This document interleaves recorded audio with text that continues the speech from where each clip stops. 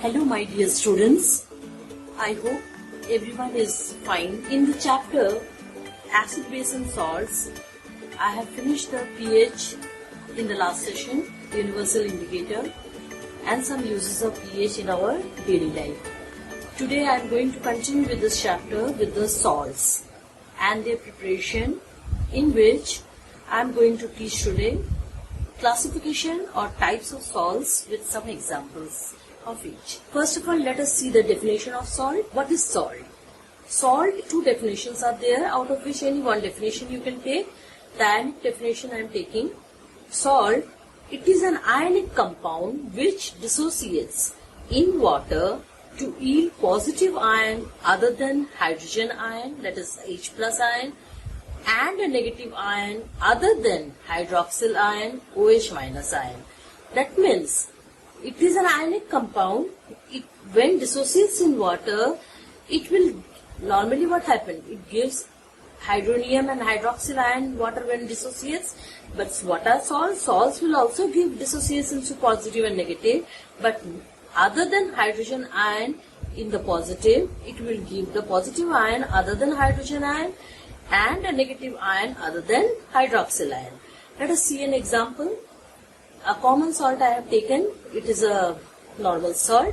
When dissociates in water, it dissociates into Na+. Na+ is not H+, other than H+, and Cl-, it is other than OH-. So, NaCl I can say it is a salt because it dissociates in water to Na+ as a positive ion and Cl- as a negative ion. So, in this way, we come to know that what is salt? It is an ionic compound. Okay? So, now we are coming to the classification of salt. Classification of salt, there are 6 types of classification, types of salt. But in your syllabus, the 3 salts are there. But the other 3 also, one example, you will just keep it remember so that it will help you out if any objective type of questions comes. Otherwise, the first 3 salts are only there in your syllabus.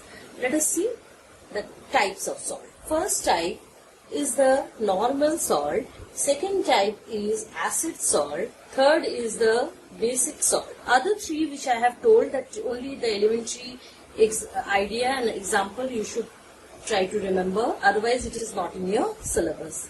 The other 3, that is the 4. Number 4 is double salt. Number 5 is mixed salt. And the last one is complex salts. Children, you always come across of all the salts in our day-to-day life. 3 salts, I am just giving you the example of them. And I will teach in details these 3 salts. Okay? The double salts, I am telling you, any example alum, you can take any alum, you can take like potash alum. In potash alum, you should remember potash alum, that is the K2SO4 dot Al2SO4 O3 dot how many fixed amount of, it is a crystal, 24H2. Okay, so like this, more salt is also there, dolomite is also there. They are the double salts. That means they are taking them. Now coming to the mixed salt. Mixed salt, I have told you that the salts which contain more than one basic or more than one acids in radical in them. So let us see example, very common use, that is the CaOCl2, that is the bleaching powder. Can you see that here 2 acid radicals are there, oxygen is also there, chlorine is also there. Now coming to the complex salt, sodium zincate, Na2ZnO2. Like this, sodium plumbate, anything you can give the example where one cation is surrounded by another cation. Can you see 2 cations are there? Sodium zincate. Now, in this session, I am going to teach these 3 types of salts in details. Elementary idea I have given about these 3.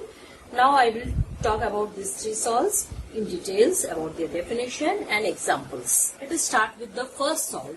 That is, first salt is what? Normal salt. Very well known salt it is. What is normal salt? Complete replacement, complete dissociation will take place here. That means The normal salts are the salts formed by the complete replacement of the ionizable hydrogen atoms of what? Of an acid. By whom? By metallic, or if metallic, ammonium also works as a positive, ammonium ion. Now let us see an example of this. HCl. HCl, you can see hydrogen plus NaOH. Cation is there, that is the metallic. I have taken the alkali. Now see, this hydrogen will be replaced. How it will be replaced? NaCl. Yes, it gets replaced and remaining is the H2O. That means this type of reaction where complete ionization takes place and hydrogen has been completely replaced by chlorine. Now let's see. Second example also you can take. With HCl I have taken, then let us take with Na2SO4, H2SO4 plus, same thing I am doing, NaOH again, gives what?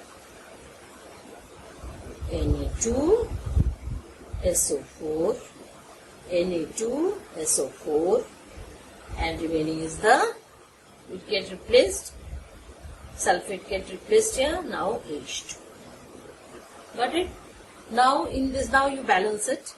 Since it is Na2, so 2 will come, and it is here 2, here also 2, here also 2, so here 2.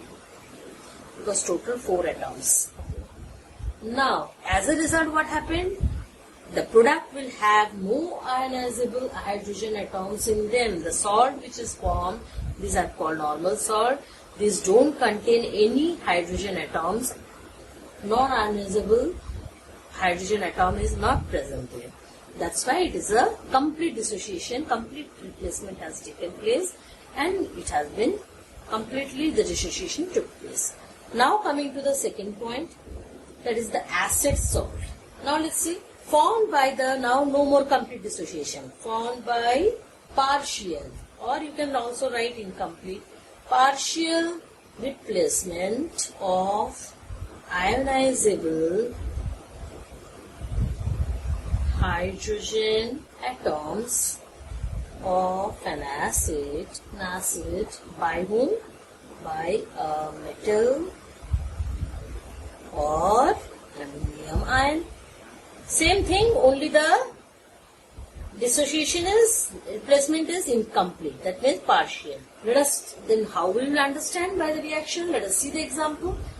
Then here we will take the example, here temperature plays the important role here. Now let's see one example I am taking. H2SO4 plus NaCl. Okay. Now temperature is what? The temperature will be below 200. Okay. Because temperature plays an important role here. Now gives what? Acid salt will be produced. Completely it will not dissociate. NaHSO4. Can you see the H here? SO4 plus ACl. You can also write this as a H2. This one also can be written like this also. With NaCl I am doing and got the HCl here. Now with NaOH, if I do with an alkali like this, then what will happen? H2SO4 plus NaOH.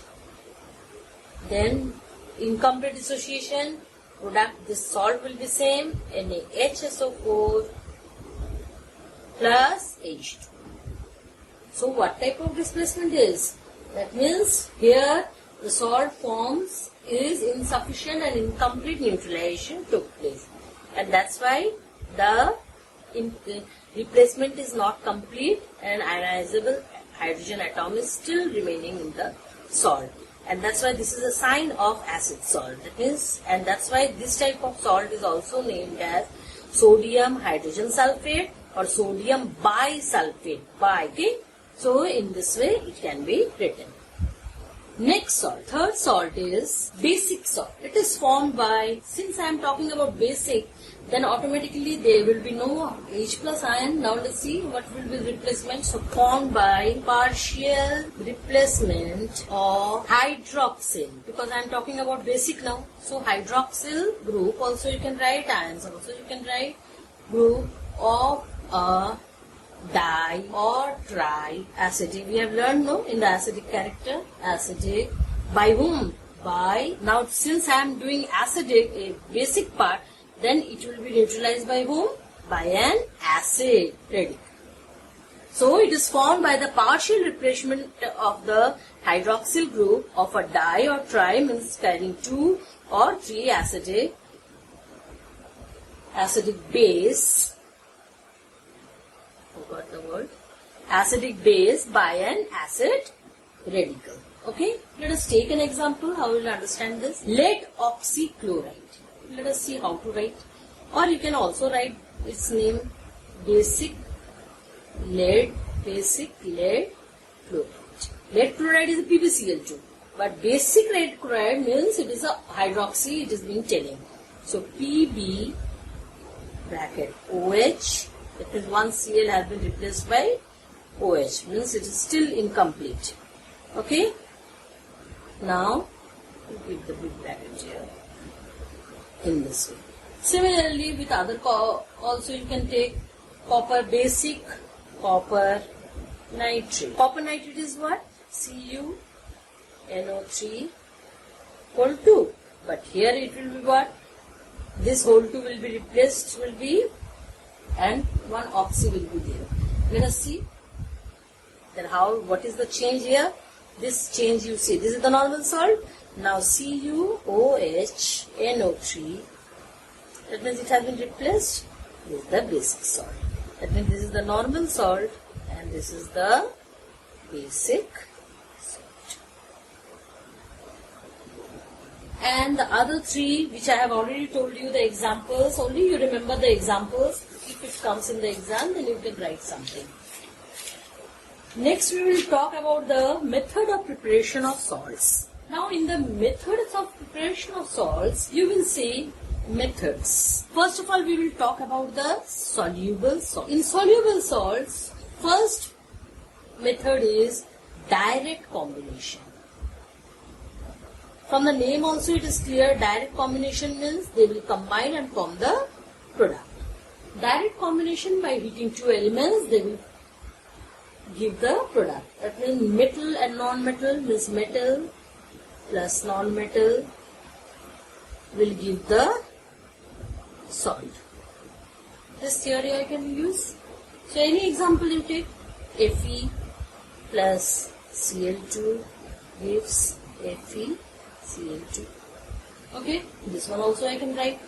Na plus Cl gives NaCl. That means metal and non-metal directly combine to form the salt. This is the direct combination. Second is the simple displacement. This table in your book, the table 3.5.2, table 3.5.2, this table is very, very important.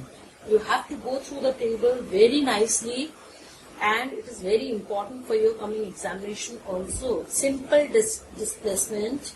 As soon as we talk in the lower classes also, you have learned that whenever we talk about the displacement reaction, we always say that we always refer the word activity series of the metal. Now activity series of the metal, you will see that you just refer, I am referring this table, you just have a look, this table, activity series of the metal. Okay. Now you know that in the lower class you have learned activity series of elements, that in the metal side you have learned potassium is the highest one, then sodium, then calcium, then magnesium, then aluminium, then zinc, then iron, then lead, then comes hydrogen being a dual nature, so hydrogen, then comes copper, mercury, silver, gold and platinum. It follows from most reactive metal to the least reactive metal. And what is the displacement reaction do? The more reactive element displaces the less reactive metal from its salt solution. So this rule only we will apply here in the displacement reaction. That means the metals which are above hydrogen are considered to be, as we move from top to bottom, the reactivity decreases. As we come down, the reactivity becomes the least. Similarly, with the non-metal also we find that they are less in numbers, all the halogen family, fluorine followed by chlorine, then bromine, then iodine. That means fluorine is the most reactive non-metal and iodine is the least reactive non-metal. Now in the displacement, simple displacement reaction, what we will do, that the most reactive element we will make it react with the less reactive element.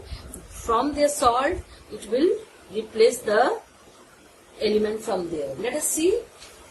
Let us take one example. Zn. Zn is the active metal.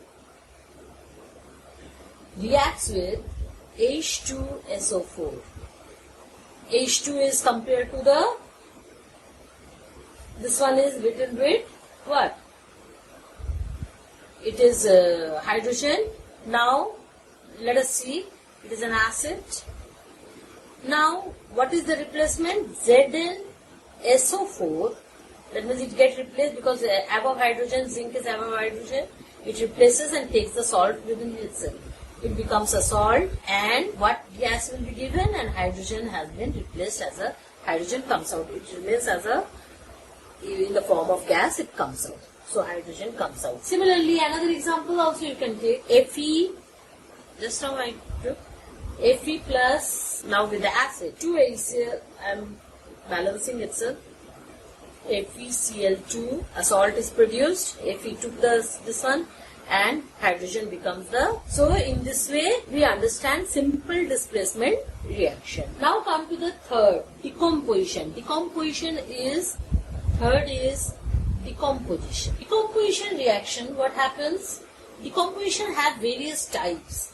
First of all, it will show how to decompose a bicarbonate. Decomposition of bicarbonates. Next will be decomposition of carbonates. By whom? By acid. I am doing the work by acid. Who will? Because acid contain the hydrogen with them. Now number C. Why I am giving the gap? For the reaction to give as an example. Number C is decomposition. I am not writing decomposition. Decomposition is common, okay, for everyone. Decomposition of sulfite. There is a difference between the sulfites by acids. Number 4, decomposition of sulfide by acids. Now, bicarbonates. What we will do? Let us take one bicarbonates, NaHCO3, sodium bicarbonate, plus taking an acid, HCl, gives what? A normal salt will be produced, NaCl. Remember this, normal salt and water will be always produced. And since it is a carbonate, bicarbonate and carbonate, carbon dioxide gas will be given. Okay? Now you balance it. I think it is balanced. Now of carbonates. Let us take a very common example of our preparation of carbon dioxide. Plus HCl gives CaCl2 plus 2HCl plus H2O. I have told you these two are very common. These two always will be there. Now coming to sulfides. About the sulfides, you know, SO3, Na2SO3. When reacts with any acid, any mineral acid you can take. I am showing with the one common example. So giving the common salt, same thing, NaCl, plus H2O, it is common here also. But since it is a sulfite, TES, so it will give SO2, sulfur dioxide gas.